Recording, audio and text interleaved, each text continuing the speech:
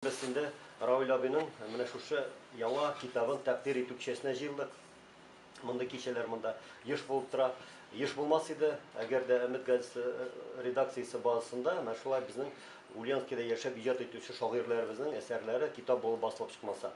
Икенче рәхмәт чөнки үлән рәхмәт безнең газетабызга, моны әйтергә кирәк, чын мәгънәсендә горурланып, бөтен төбәкләрдәге, бөтен редакцияларда булай китап бастырып чыгару һәм аны укучыларга җиткерү белән шөгыльләнми.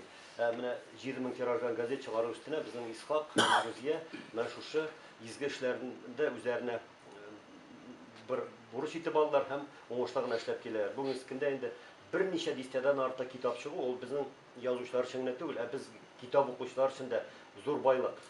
Һәр күп вакытта ишетергә туры килә, менә Казанда булган нәрсәгә ул китап чыгарып яту бүгенге көндә. Интернет бар, нидә аннан укырга була, анда куярга кирәк, аннан гына укырга дип. Әмма ләкин мин аны белән беркайчан да килешмәдем дә һәм килешмим дә интернет белән. Әмма ләкин кулыңа тере китапны тотып, аны уку икенче нәрсә. Менә бу чыккан икән 500 тираж белән. Бәлки аның 100 елдан соң 5 генә калыр. Кеше кулына керергә.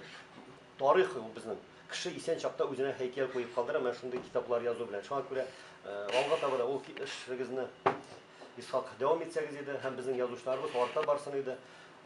Шунысы сөендерә, менә соңгы вакытларда безнең менә өлкән алпатлы язучыларыбыз белән алар артыннан яшь язучыларыбыз да әкрен генә атлап киләләр.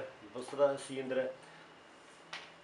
Раул абин китабына килгәндә, Раул абин шигырьләре турында Исхак әйтеп китте.